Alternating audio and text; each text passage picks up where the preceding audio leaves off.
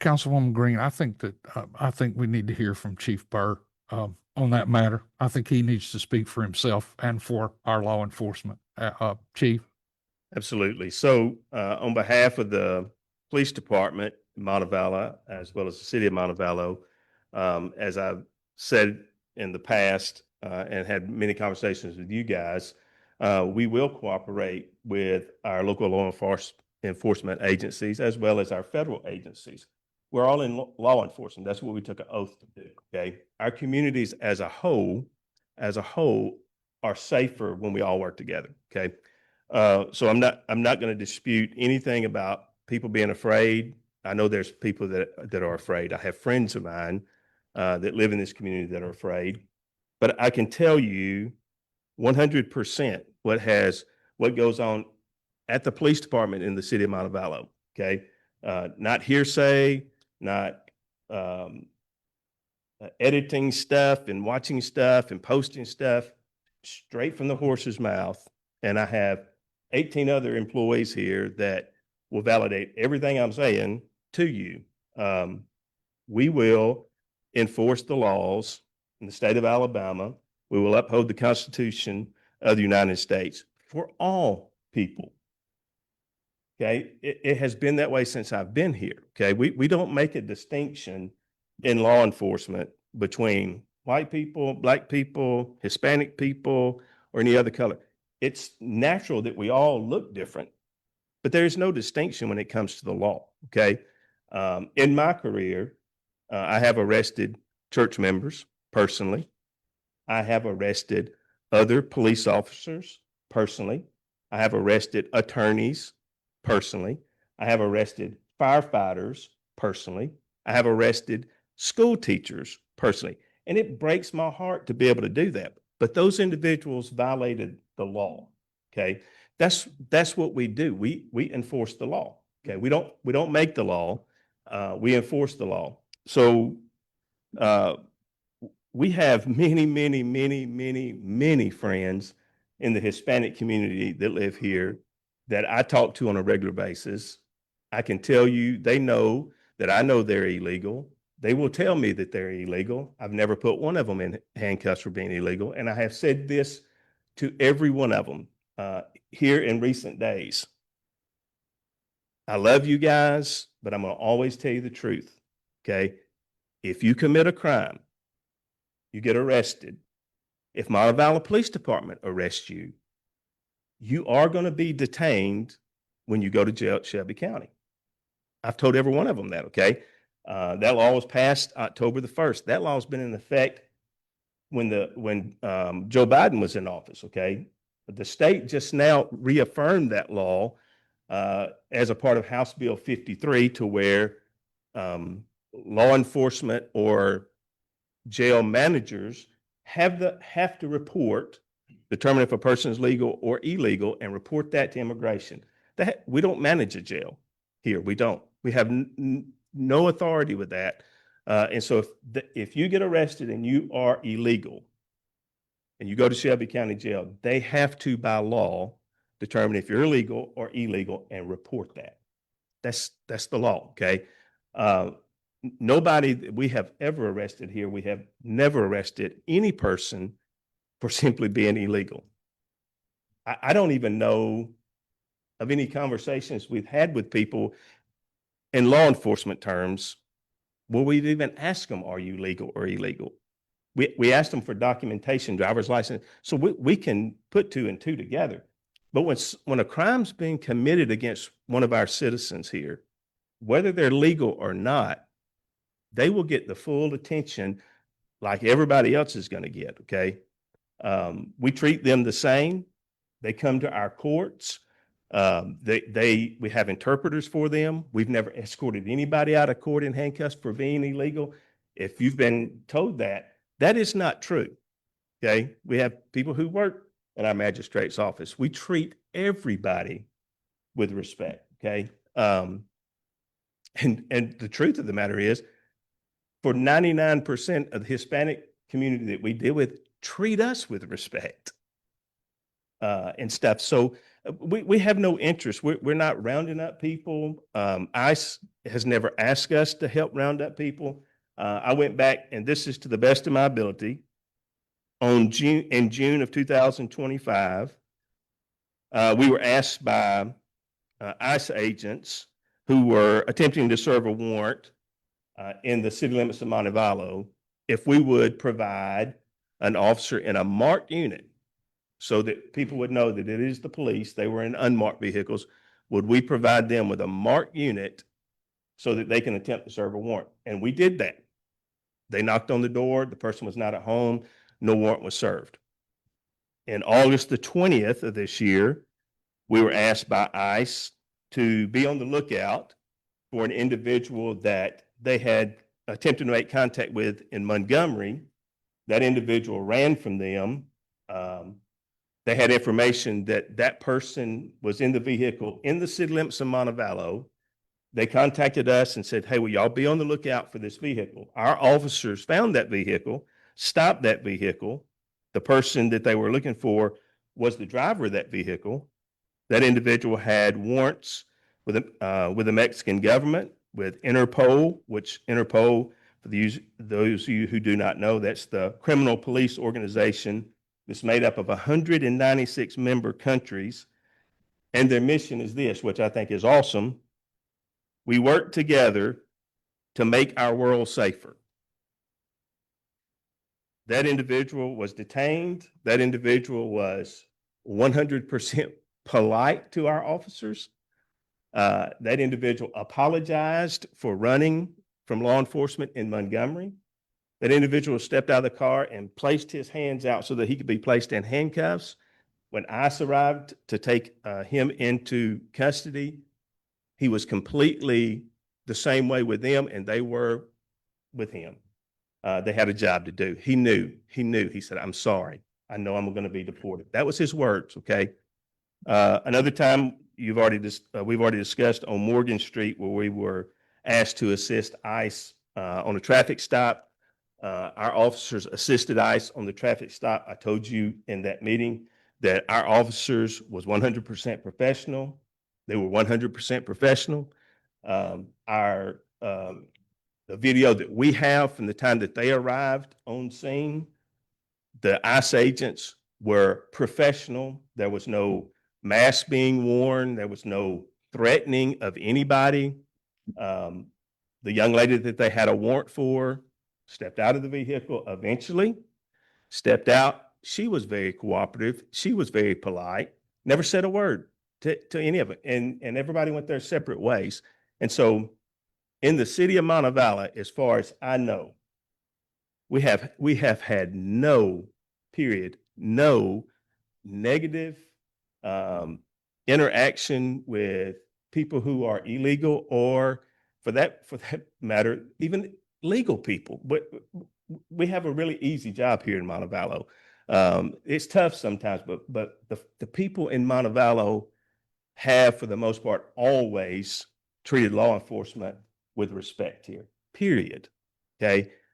One reason for that is because we treat them with respect. Okay. There are occasions that are out there, but ICE does not have to contact us to inform us of any action that they're taking. It's the federal government. It's a federal agency. They have federal jurisdiction. They don't have to get our permission. You guys know this. There's nothing you could do to even stop them as council members or as the mayor. I can't stop them as the police chief, all right? But I will tell you this. For the Hispanic community, there are people who are here illegal, who have committed criminal acts that I personally, as a police chief and a citizen of Montevallo, don't want them roaming free in our communities. The general public may not know that. The general public may be told, oh, these people were just arrested because they were illegal.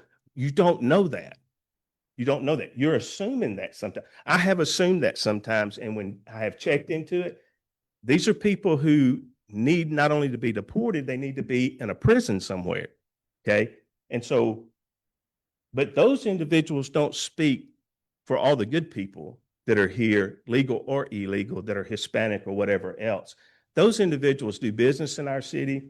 Those individuals come by here. We talk to them. We interact with them. We interact with the students at the schools and stuff. They're part of our community. Okay. Most of these people that we deal with, they didn't ask to be brought here. Okay. And so when it comes to the police department in Montevallo, we treat individuals like individuals, period. And anybody that says the contrary, I'm just telling you straight up, they're not telling you the truth, or either they don't know the truth. What happens in Jemison, what happens in other parts of this country, I have no say so over. But what happens in this city, when it's concerning this police department, people will be treated with respect.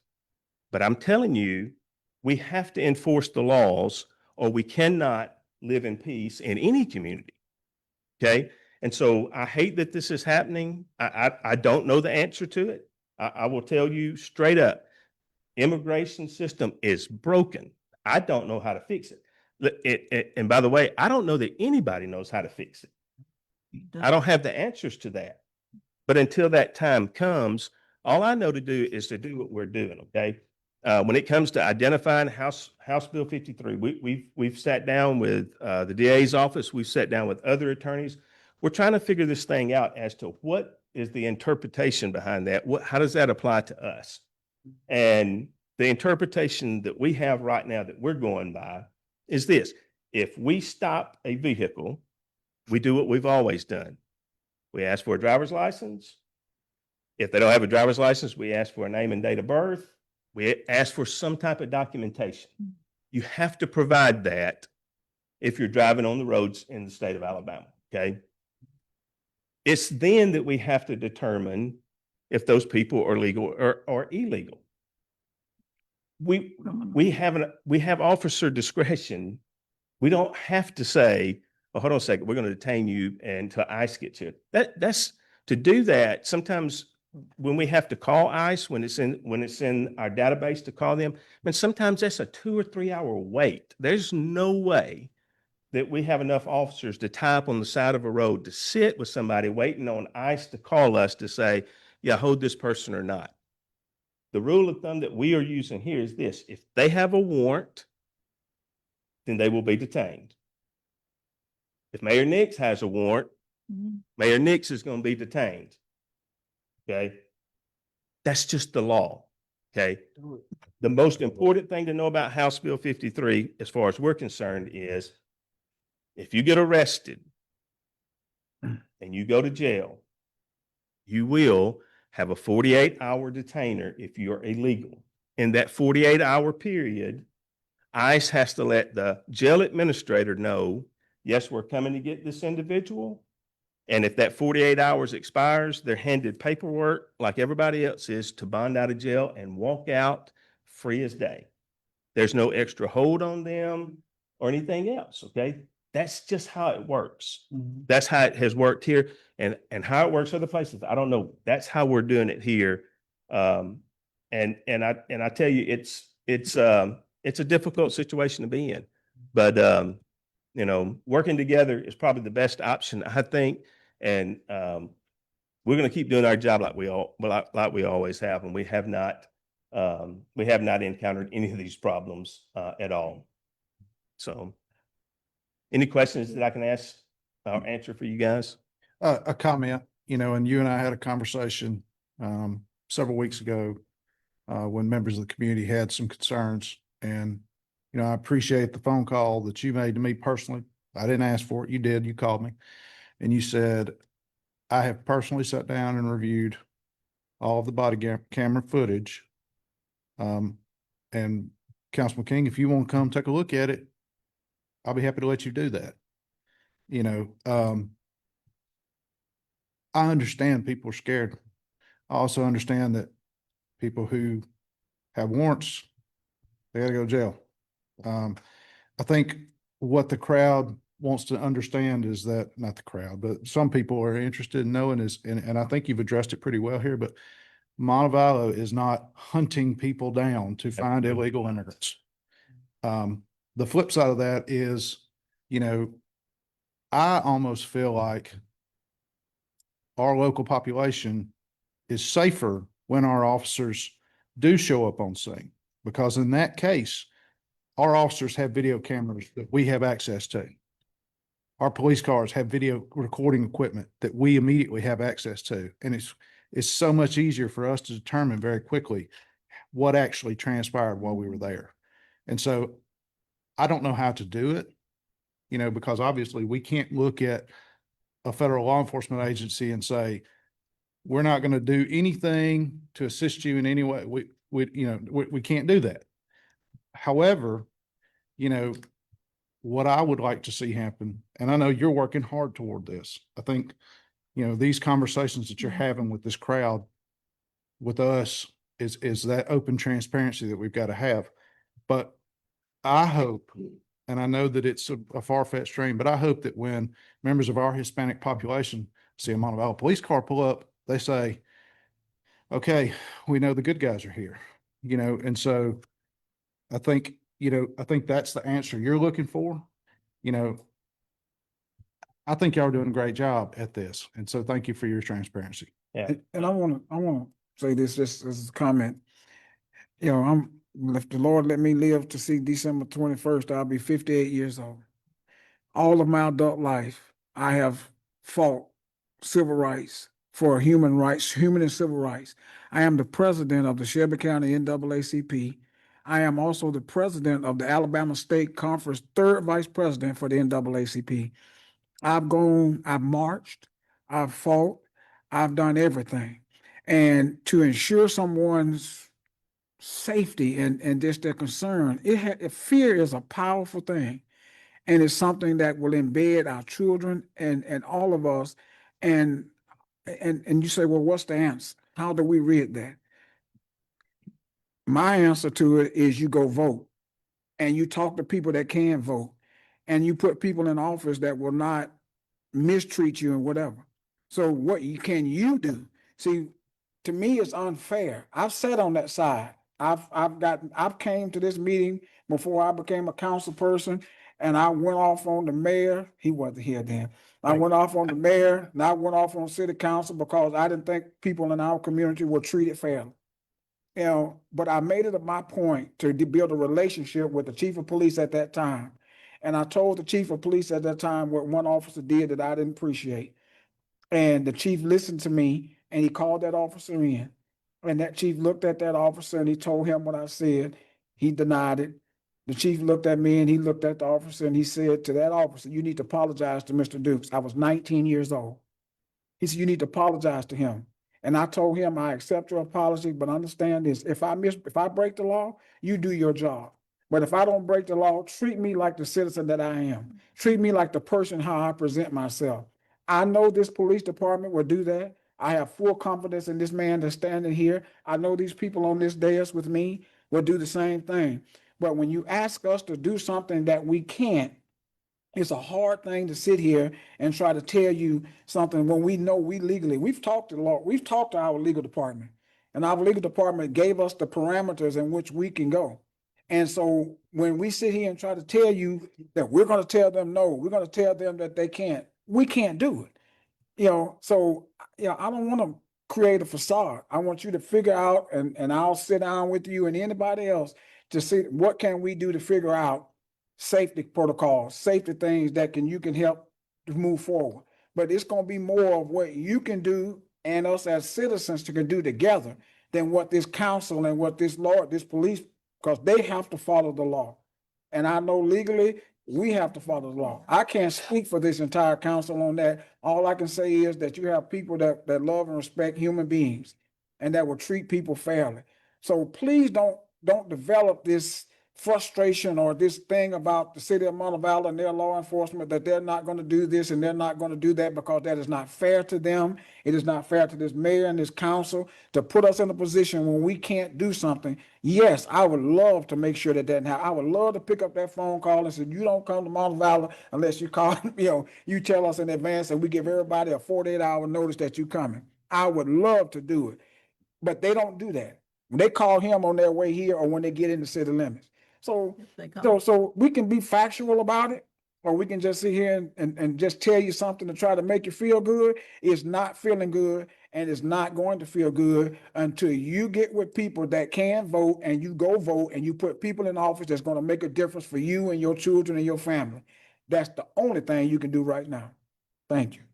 Yeah, I just want to say two more things real quick. One, I want to address the issue of roadblocks. And so the only people that can set up a roadblock without any notice whatsoever is state troopers. In the state of Alabama, state troopers are the only ones who they can decide they're going to set up a roadblock on Main Street. They can set up a roadblock just like that. Okay. Other departments can assist them in that roadblock. If we're going to set up a roadblock, or the county's going to set up a roadblock, we have to announce the roadblock. Most time you will see it with the sheriff's department to come on the 5 o'clock news. Roadblock, you'll usually see it on County Road 17 near such and such. It has to be done like this. So for a municipality, if we did that without notice, we're in violation of the law, which I'm telling you, we will not do. If we set up a roadblock, it will be done legally and it will be announced according to the law. State troopers are the only ones that can do that. Okay. And they govern themselves. They have the authority to be able to do that. They're the only ones that can stop you on a traffic stop and take your driver's license out of your hand and say, I'm taking your driver's license away from you. That's true. We can't do that. The state of Alabama owns that driver's license, and state troopers are authorized to take it right out of your hands, not local law enforcement. Okay, we can do it in certain cases, and we can request them to be suspended if you get arrested for DUI, things like that. They have the final say on that. Okay, so they have guidelines that we have guidelines that we have to go by that they don't. Okay, so I can't answer for what they do. Do we help them when they set up roadblocks? Absolutely. Do we help the county when they set up roadblocks? Absolutely. They're very beneficial at certain times of the year. But the last roadblock we helped with, it was announced 2 days prior to, it was on the news twice on every news channel. And get this, we arrested 3 people for DUI, and they knew where we were going to be, and they still came through. So, you know, it doesn't matter what you do. Sometimes you can't inform everybody of stuff. And so just know that we're doing everything that we can possibly do. One of my fears is, and it really is a fear, we hold court here on Wednesdays. There's a Hispanic population that comes. They have an interpreter every court date now. Those individuals continue to listen to Montevallo's going to put them in jail. Montevallo's going to take them out in handcuffs just because they're illegal. They're not going to come to court. And when they don't come to court, there's a warrant going to be issued. It's true. And I can tell you what's going to happen when that warrant's executed. They're going to get a 48-hour detainer automatically. Automatically. I don't want that happening to our citizens. That's right. I want them to be able to walk in here like they always have, go to that interpreter, sit and stand before our judge and answer questions, who I've never heard our judge say, are you legal or illegal? I've never heard our prosecutor say, are you legal or illegal? We know those things that doesn't matter. And that's what I'm trying to tell you. It doesn't matter.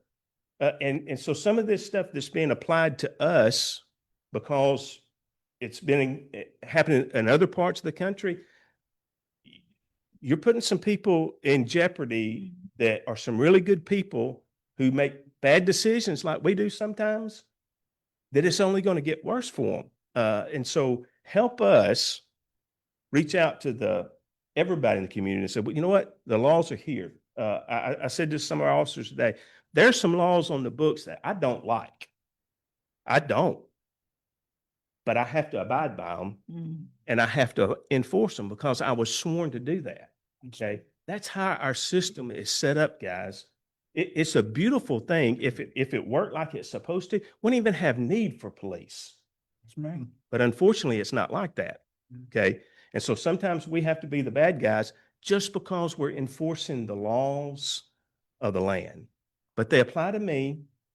They apply to you. and they apply to everybody that's in this country, okay?